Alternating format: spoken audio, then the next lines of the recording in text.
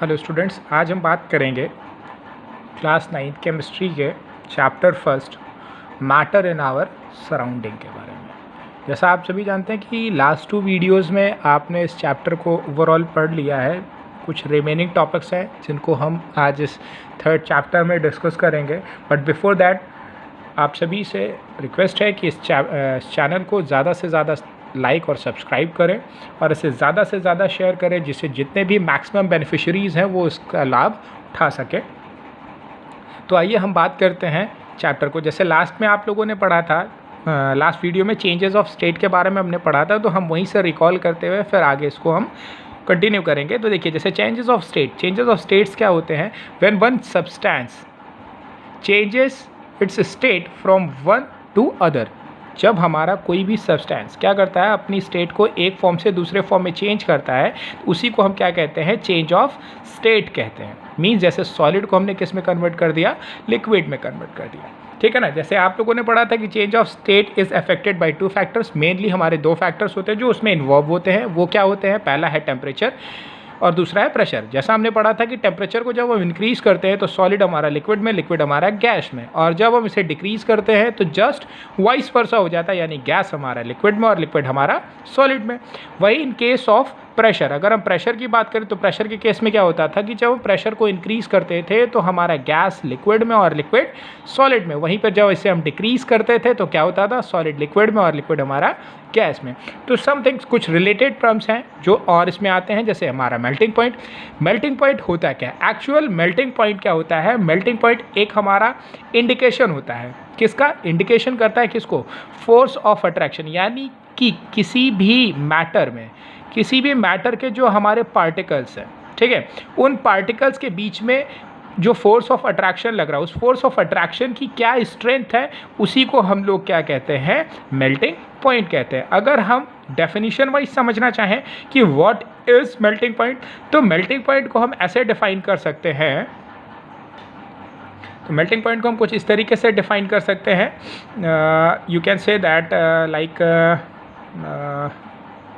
कि the minimum temperature which is required to change a solid into liquid at atmospheric pressure is called its melting point। यानी किसी भी substance को का अगर हमें क्या जानना है? मेल्टिंग पॉइंट जानना है, तो वो क्या होता है? That is a minimum temperature. वो क्या होता है? वो सबसे minimum temperature which is required, या हम कह सकते हैं कि वो सबसे मिनिमम टेम्परेचर जहाँ पर हमारा कोई भी सब्सटेंस अपनी स्टेट यानी सॉलिड स्टेट से क्या हो जाता है?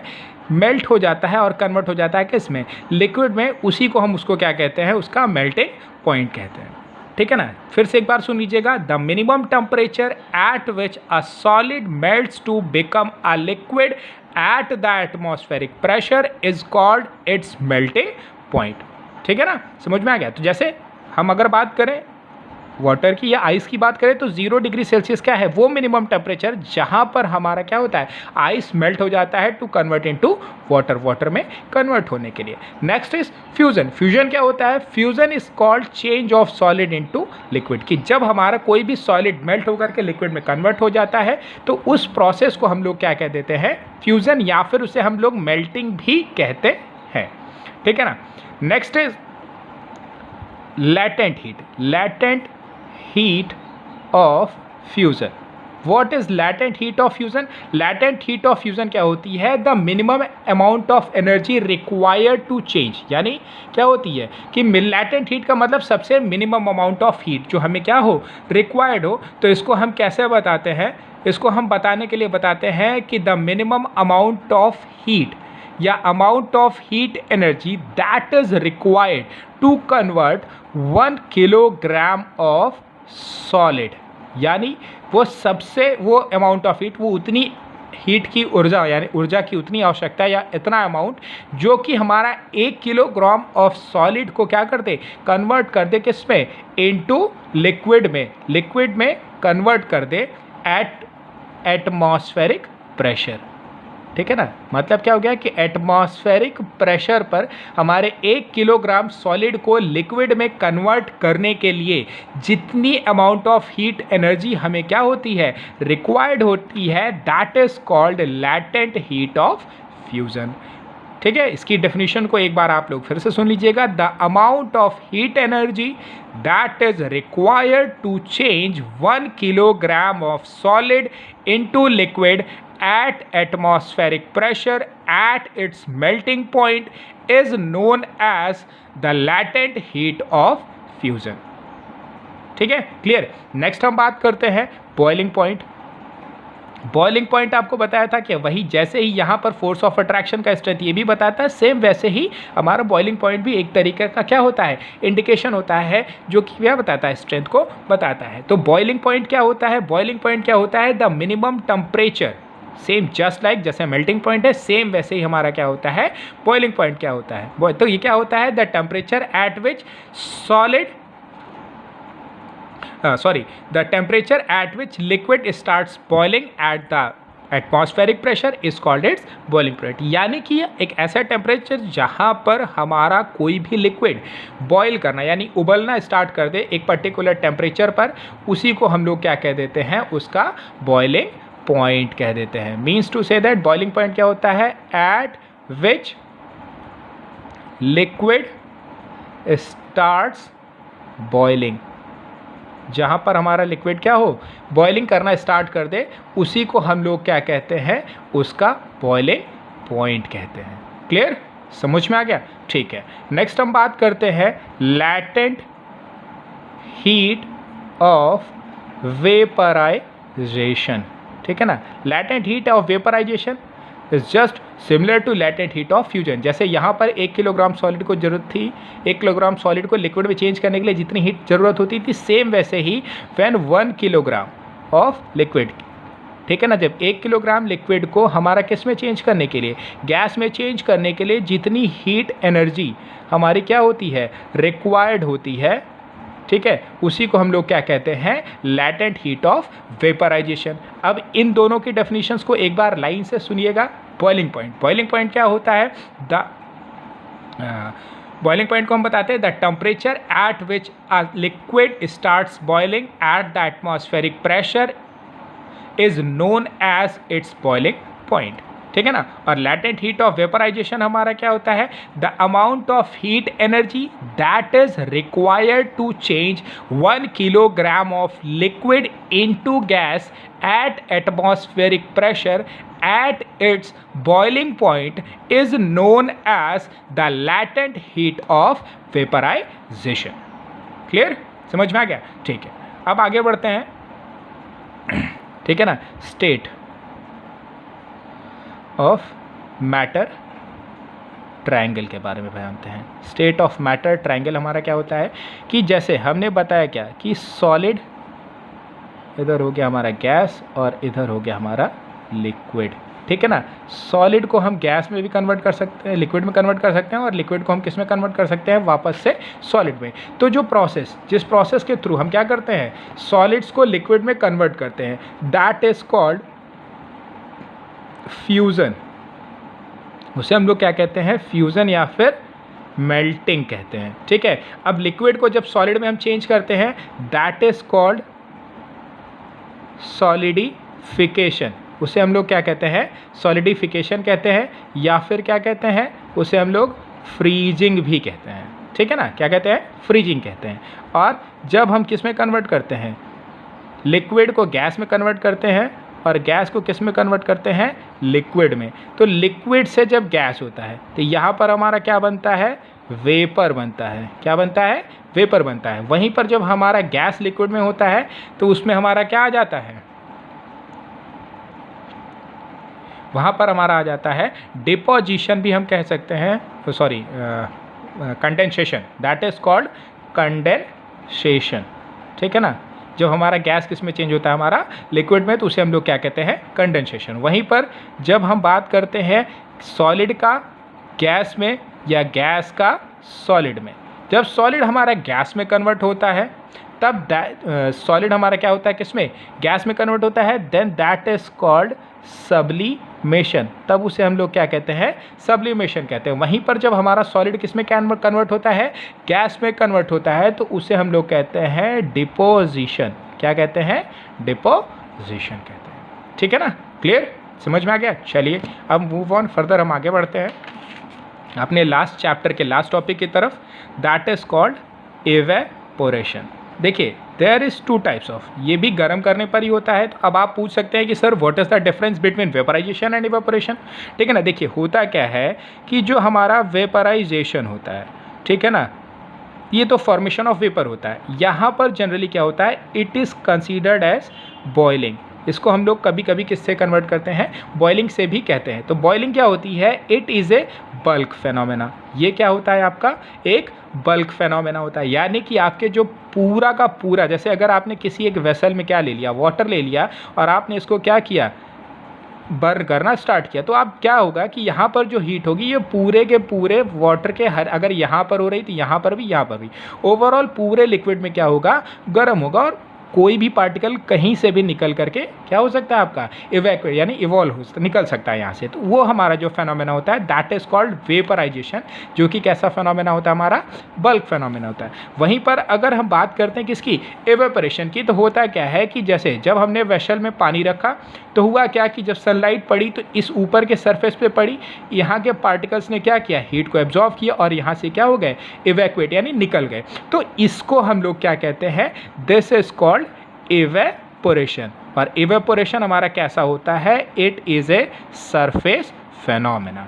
ये कैसा फेनोमेना होता है, हमारा सरफेस फेनोमेना होता है। अच्छा, अगर हमें इसको डिफाइन करना हो तो हम कैसे बता सकते हैं, इसको हम बता सकते हैं किसको, इवेपोरेशन को हम बताते हैं the phenomena of change of a liquid into vapour at any temperature below it's boiling point is called evaporation. मतलब क्या हो गया कि कोई भी लिक्विड हमारा किस में चेंज हो जा रहा है, वेपर में चेंज हो जा रहा है। ठीक है ना, कहाँ पर, बिलो इट्स बॉइलिंग पॉइंट। जैसे अगर आप देखिए कि पानी को आप गर्म करना चालू करिए तो 100 डिग्री सेल्सियस के पहुंचने के पहले ही वो क्या होने लगता है, आपका धीरे धीरे क्या होने लगता है, वेपर के फॉर्म में चेंज होने लगता है। तो then that time that is called evaporation. तो उसको हम क्या कह सकते हैं, एक प्रकार से हम कह सकते हैं कि वो क्या होता है, हमारा इवेपोरेशन होता है। कि जैसे हम जानते हैं कि वाटर का हमारा क्या होता है, 100 डिग्री सेल्सियस पर बॉईल होता है, बट हमारा क्या होता है 60 डिग्री सेल्सियस पे भी इवेपोरेशन ऑकर करता है। तो ये जो हमारा 60 डिग्री है ये दैट इज कॉल्ड इवेपोरेशन। और यहाँ पर क्या हो गया, ये एग्जैक्ट वेपराइजेशन, या फिर इसे हम लोग क्या कह सकते हैं, बॉइलिंग कह सकते हैं। ठीक है ना, और ये हमारा क्या हो गया, इवेपोरेशन हो गया। क्लियर, समझ में आया। अब हमारा जिस रेट से, मतलब कि हमारा जो इवेपोरेशन होता है, evaporation depends on some factors. Evaporation क्या होते हैं, कुछ हमारे फैक्टर्स पर क्या होते हैं, ये डिपेंड करते हैं। अब ये फैक्टर्स क्या होते हैं, आइए उनके बारे में जानते हैं। दीज फैक्टर्स, इसमें हमारे 4 बेसिक फैक्टर होते हैं।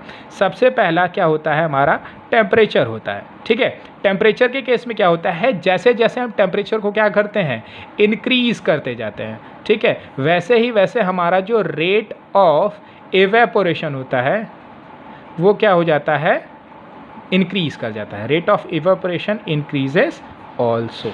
ठीक है ना, तो हमारा जो रेट ऑफ इवेपोरेशन होता है वो भी क्या हो जाता है, हमारा इंक्रीज करने लगता है। मीन्स टू से दैट, जैसे होता क्या, देखिए इस केस में क्या होता है कि जब कभी भी हम क्या करते हैं, सॉलिड्स या किसी भी लिक्विड को गर्म करते हैं, टेम्परेचर बढ़ाते जाते हैं, पार्टिकल्स उसके क्या होने लगते हैं, जो है वो अपने आप जो है तेज़ी से हीट होने लगते हैं, और ज़्यादा से ज़्यादा अमाउंट ऑफ हीट को क्या करते हैं, वो एक्वायर करते हैं, और फिर क्या होने लगते हैं, मूव आउट करने लगते हैं। तो इसका मतलब क्या हो गया कि ज़्यादा तेज़ी से हमारा, जैसे जैसे हम गर्म करते जाएंगे, पार्टिकल्स एनर्जी को एक्वायर करेंगे, उनकी काइनेटिक एनर्जी होगी, तो वो ज़्यादा तेज़ी से मूव करेंगे और बहुत तेज़ी के साथ वो क्या होने लगेंगे, भागने लगेंगे। देन दैट इज कॉल्ड, वही होता है क्या, हमारा रेट ऑफ इवेपोरेशन। तो टेम्परेचर को बढ़ाने पर हमारा रेट ऑफ इवेपोरेशन क्या हो जाता है, बढ़ जाता है। वहीं पर टेम्परेचर को अगर हम घटा दें तो हमारा क्या होता है, रेट ऑफ इवेपोरेशन जो होता है वो डिक्रीज कर जाता है। अगर इसको आपको समझना हो और किसी एग्जाम्पल के थ्रू, आप समझ सकते हो कि जैसे देखिए इन समर, अगर हम बात करें समर में हमारे जो कपड़े होते हैं, क्लोथ्स, इनको हम क्या करते हैं, गेट्स ड्राई, ये बहुत ही जल्दी क्या हो जाते हैं, सूख जाते हैं। वहीं अगर हम बात करें in case of winter, winter में क्या होता है, they don't get dry easily, वो जल्दी नहीं आसानी से जो है या जल्दी वो जो है सूखते नहीं हैं, उनके सूखने में भी क्या होता है, समय लगता है। ठीक है ना। तो नेक्स्ट जो हमारा, ये हमारा पहला फैक्टर था। सेकंड जो फैक्टर होता है that is called surface area. ठीक है ना। सरफेस एरिया क्या होता है, ये भी क्या होता है, अगर हम सरफेस एरिया को इंक्रीज करते हैं तो हमारा जो रेट ऑफ एवेपोरेशन होता है वो क्या हो जाता है, वो भी क्या होने लगता है, इंक्रीज करने लगता है। अब यहाँ पे अगर आप समझें, अगर हम बात करें टी, एक हॉट टी की अगर हम बात करते हैं तो होता क्या है कि अगर हम इसको अपने कप में रखते हैं तो कप के केस में क्या होता है कि वो जो है एरिया कम होता है, तो यहाँ पर क्या होता है, ये गर्म बनी रहती है। लेकिन अगर इसी कप की चाय को हम क्या, टी को हम क्या करें, सॉसर यानी प्लेट में अगर हम डाल दें तो यहाँ पर एरिया इसका क्या हो जाता है, बढ़ जाता है और तुरंत ये हमारी क्या हो जाती है, कोल्ड यानी ठंडी हो जाती है। तो ये जो फेनोमेना होता है that is called the surface area. मतलब कि हम जब सरफेस एरिया को बढ़ाते हैं तो होता क्या है कि यहाँ पर पार्टिकल्स को निकलने के लिए क्या है, कम जगह मिल रही, लेकिन यहाँ पर क्या है, पार्टिकल्स को निकलने के लिए ज़्यादा जगह मिल रही थी। इसका मतलब क्या हो गया कि जैसे ही हम सरफेस एरिया को बढ़ाएंगे हमारा जो रेट ऑफ इवेपोरेशन है वो भी क्या हो जाएगा, बढ़ जाएगा।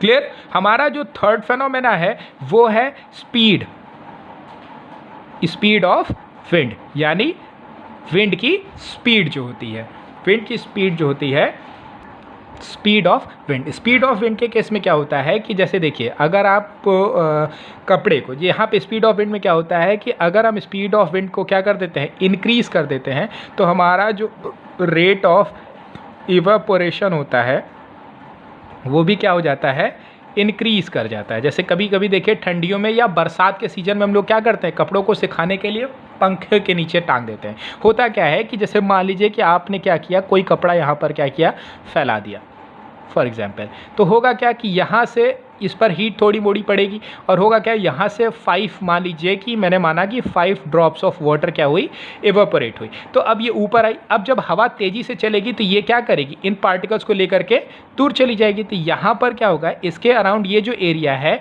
यहाँ पर वाटर ड्रॉपलेट्स की क्या हो जाएगी, कमी हो जाएगी। तो फिर जल्दी जल्दी हमारे यहाँ से वाटर क्या होने लगेंगे, निकलने लगेंगे। इस तरीके से हमारा जो कपड़ा होगा वो आसानी से क्या है, सूख जाएगा। तो इसी को हम लोग क्या कहते हैं, स्पीड ऑफ विंड। मतलब कि जैसे जैसे हमारी स्पीड ऑफ विंड होगी वैसे ही हमारा जो है रेट ऑफ इवेपोरेशन, यानी इसको हम बढ़ाएंगे तो हमारा रेट ऑफ इवेपोरेशन बढ़ जाएगा, अगर हम घटाएंगे तो हमारा रेट ऑफ इवेपोरेशन घट जाएगा।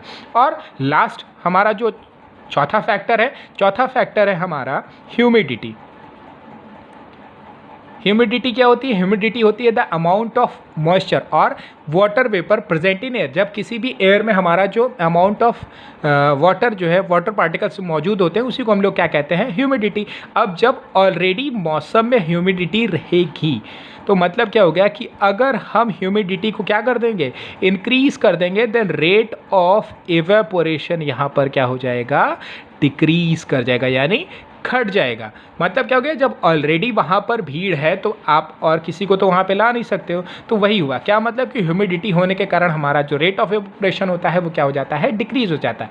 इसीलिए बरसात के मौसम में या ठंड के मौसम में हमारे कपड़े क्या होते हैं, नहीं सूखते हैं। क्यों, क्योंकि वहाँ पर ऑलरेडी क्या होती है, वाटर ड्रॉपलेट्स मौजूद होते हैं। तो इस वजह से और फर्दर मोर हमारे जो वाटर ड्रॉपलेट्स होते हैं वो कपड़ों से नहीं निकल पाते हैं और हमारे जो कपड़े होते हैं वो टाइम लेते हैं किसमें, सूखने में। तो इसीलिए हमारी ह्यूमिडिटी के केस में क्या होता है कि हमारा जो रेट ऑफ इवेपोरेशन होता है वो क्या हो जाता है, डिक्रीज कर जाता है।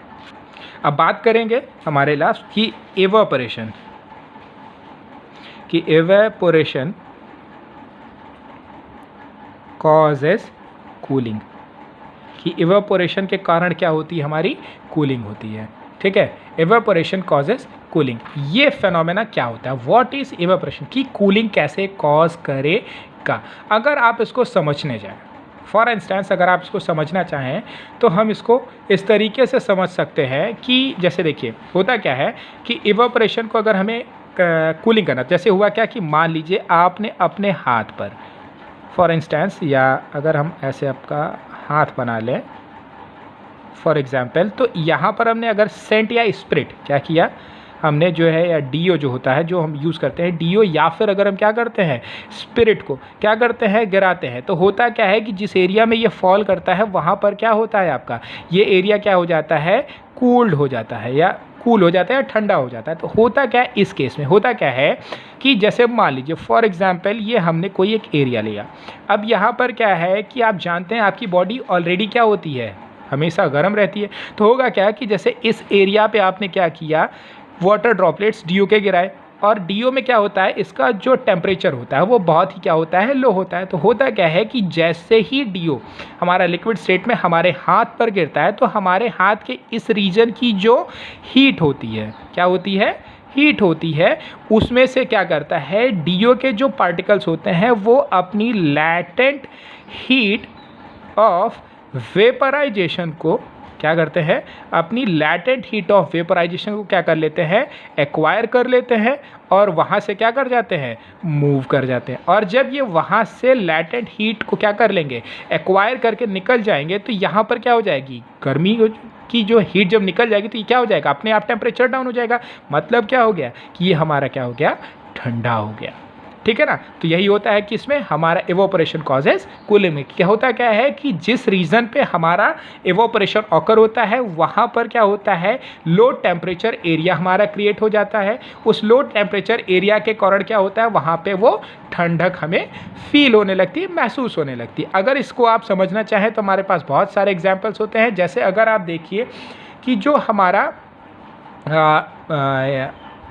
वो होता है अर्थन पॉट यानी मटका होता है। मटके को हम लोग क्या करते हैं जब मटके में हम लोग पानी भरते हैं तो मटके को हम लोग क्या करते हैं भीगे हुए बोरे से क्या कर देते हैं कवर करते हैं। जैसे ऐसे हमारा मटका होता है तो मटके को हम लोग क्या करते हैं भीगे हुए बोरे से क्या कर देते हैं कवर कर देते हैं। तो भीगे हुए बोरे से होने के कारण क्या होता है कि जो बोरे पे वाटर ड्रॉपलेट्स होती हैं वो क्या करती हैं आपकी बाहर से जो सनलाइट पड़ रही है उसे क्या करते हैं एक्वायर करते हैं और यहाँ से क्या करने लगते हैं निकलने लगते हैं। यानी ये लैटेंट हीट को एब्जॉर्ब किए और यहाँ से क्या होने लगे निकलने लगे। जिससे होता क्या है कि हमारे अर्थन पॉट के अंदर का जो पानी होता है उसका टेम्परेचर क्या होता है वो हमेशा लो रहता है, और हमारा जो अर्थन पॉट का वाटर होता है वो क्या रहता है हमेशा कूल्ड रहता है यानी ठंडा रहता है।